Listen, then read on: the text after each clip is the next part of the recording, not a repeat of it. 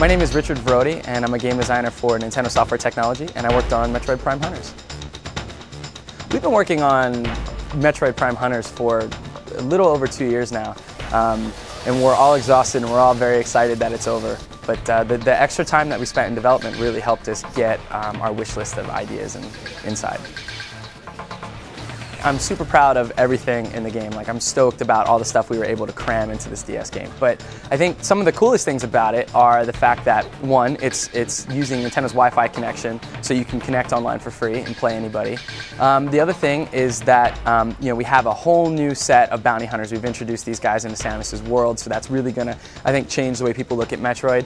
And lastly, single-player playtime is a little smaller than Prime, but the game as a whole is like 4 times the size of Metroid Prime in terms of content and features, and it's crazy. It's loaded. Okay, so for all the fans that have grown up with Samus and they followed her adventures, they might maybe feel a little betrayed by the fact that now we're turning their beloved franchise into this multiplayer frag fest. But really, I don't think there's any cause for alarm. With Hunters, we are staying true to what Metroid is in first-person perspective. We've definitely got a ton of puzzles. There's a ton of shooting. The morph ball is definitely heavily used. Samus is definitely out to explore the environment. But what we're doing and what's different, what will make Hunters unique, is the hunter-hunted mechanics that we have. Basically, Samus is not alone on this mission. For the first time, there's other bounty hunters in there that are wreaking havoc, and they're chasing her around. And basically, what everybody's looking for are these crystals called octoliths. And the octoliths they promise the ultimate weapon to whoever can collect all of them. So basically, the Federation kind of sends Samus out into this, out to the rim of their control. So it's this uncharted area. Samus is basically like a rogue agent. She's out doing some undercover, super spy stuff for the Federation. And yeah, we got hunters chasing her down. We've got a lot of action and puzzles. I don't think any huge bosses. The game's fantastic, and like I said, it's just a little shorter than Prime. So anybody expecting just like a quick dust-off mission in 15 minutes, they got another thing coming. Voice over IP was one of those things that we really wanted to get in the game the minute we decided to go online. And it's rare that a game can come out that actually hits all the things that you wanted to do.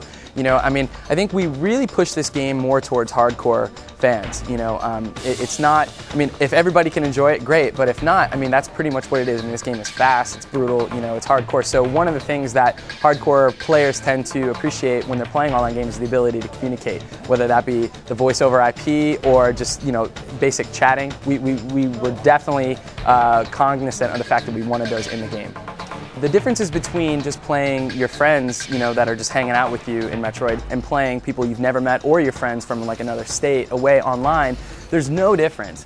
If you guys recall with Mario Kart, there was some features that had to get dropped when you played it online versus when you played it offline. And Metroid is one of those just great circumstances where we were able to just maximize the power of the DS, and we have everything in there. So just how you play it by yourself or with friends is exactly how you play it connected online through the Wi-Fi.